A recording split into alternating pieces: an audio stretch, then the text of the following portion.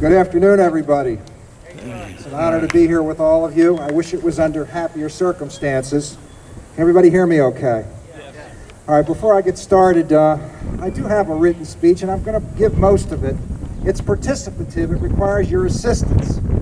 So I need to have you all rehearse something with me first. So I want you to all say, why do they do this to us? And the answer is, because we let them.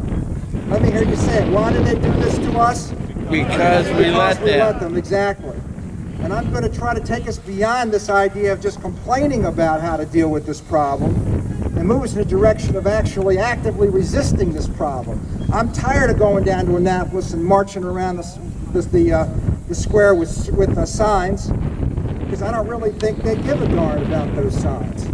So today what I'm going to talk about is an actual plan to resist, a plan to oppose, a plan to stop what they're trying to do to us, because we need to change our tactics. We need to move into what I call guerrilla warfare, peaceful guerrilla warfare, but guerrilla warfare nonetheless. So let's go ahead and get started here. You know, folks, as I speak with citizens and legislators around the county and the state, I hear identical sentiments. Americans fear their government has become perverted. They fear the traditional protections afforded in our Constitution are being breached, and our Constitution is being shredded. I don't think anybody here would question that. And as I listen to these people, they ask me, why do they do this to us? And the answer is, because we let them. Exactly. Now, there's something else. This is very profound, what I'm about to say here. I want you to remember this, because this is the essence of my speech. If I just told you this and sat down, I wouldn't have to say anything else. In our efforts to be reasonable, we have proven to our opponents, we have proven to those who will shred the Constitution, that we will tolerate the intolerable. In our efforts to appear reasonable, we have proven to the left that we will tolerate the intolerable. And by doing that, we have made a big mistake, because it has served only to embolden them the same way a child emboldens a bully. Does that make sense? Yeah. So we need to change that paradigm. We need to make it very clear to Annapolis, to Mr. O'Malley, to Mr. Obama, to the legislature, that we are not going to tolerate the intolerable anymore. Right? Right. Okay.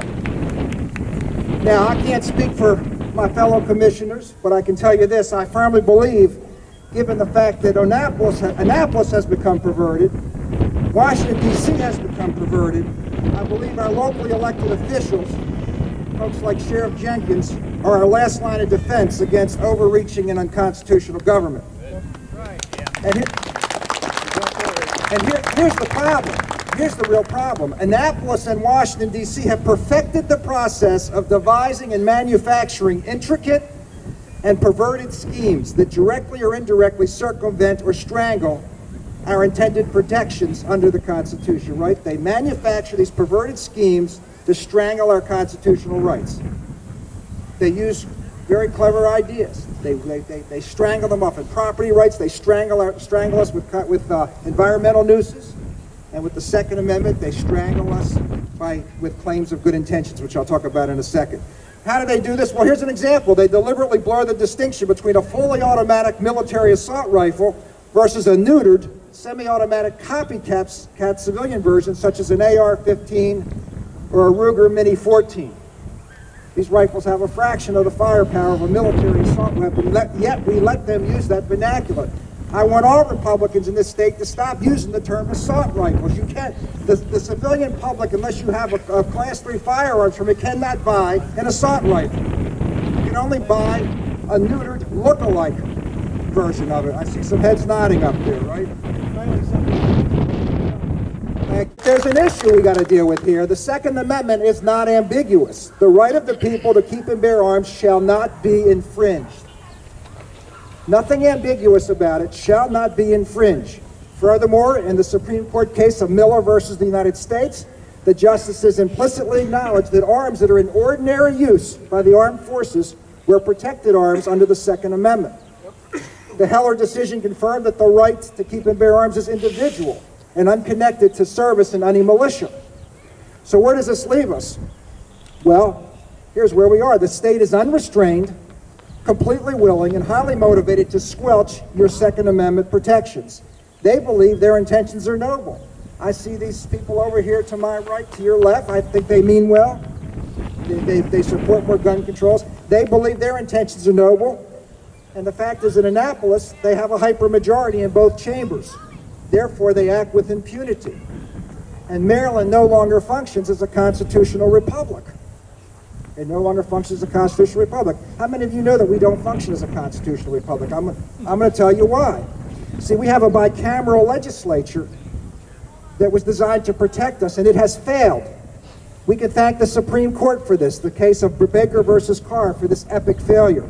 Apparently, the justices never had training in the reasons for a bicameral legislature.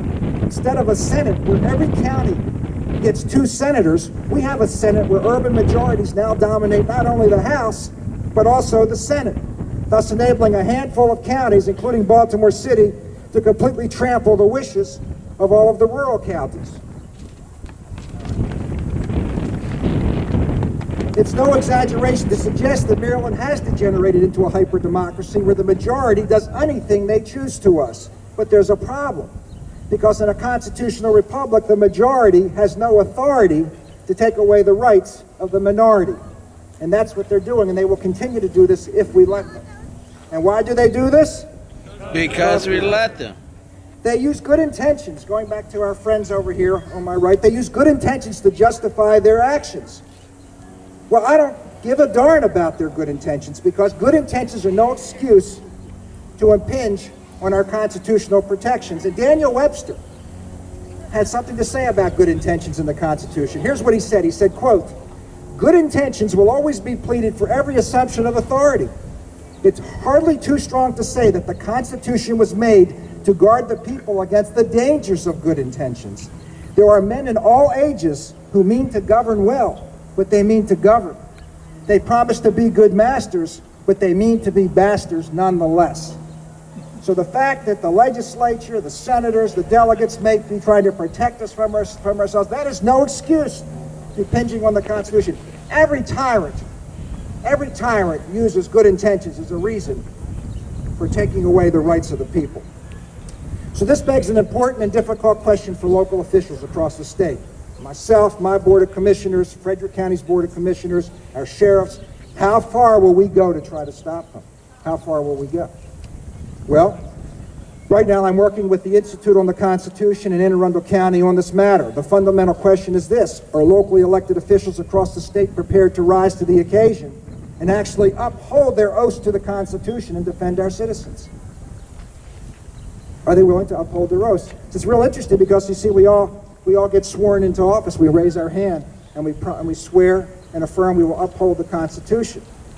But you see, that creates a little bit of a dilemma, because if we're swearing to uphold the Constitution, everything we're asked to do only has 2 choices. Every law that's passed, we only have 2 choices. We either help enforce it and implement it, or we refuse.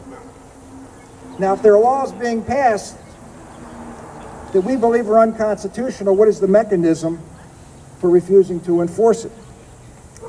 Well, let's talk about that. There are several courses of action right now that I'm working on that I think may yield positive results. I'm working on 2 resolutions for county officials to consider adopting across the state that will limit the effect of the pending gun restrictions. One is simply a resolution prohibiting the use of county resources for enforcement of any of these new gun laws. Passive but active resistance. The second would be an outright resolution of local nullifications. Well, people say to me, well, Rich, local officials have no right to nullify. It's not in the Constitution. I disagree. The left nullifies laws every day. They nullify when they ignore the Defense of Marriage Act. And they pass local resolutions. I'm not criticizing them, but when they pass local resolutions prohibiting gay marriage. They nullify when they ignore our immigration laws, and places like Baltimore and Washington and Detroit declare themselves to be sanctuary cities in direct violation of federal laws. See, when you refuse to implement a federal law, what you're doing, that act of noncompliance, that is nullification. They're already doing it. But for some reason, we hold ourselves to a dual standard where the left is allowed to ignore any federal law they don't like. yet we're supposed to play inside of the rules. Why do they do this? Because we let them. Well, guess what? Now it's our turn. And I'll tell you something else. There are more remedies available than just various forms of nullification proceedings. We have our sheriff's departments. And they have the ability to defend us providing they stand up and they stand firm. So it's very important as we talk to our sheriffs, brave sheriffs like Sheriff Jenkins, Sheriff Tregoning, other sheriffs around the state, brave sheriff out of Wycomico, that you let them know that you're going to stand behind them and support them. On my website, which provide a historical reference for the idea of noncompliance, constitutional noncompliance, there is a preamble, there is some draft nullification documents. They're still under work today. We're still going to keep refining them. Tell them to go and get those resolutions and tell them to nullify now. Let me hear it. What are we going to tell our local officials to do?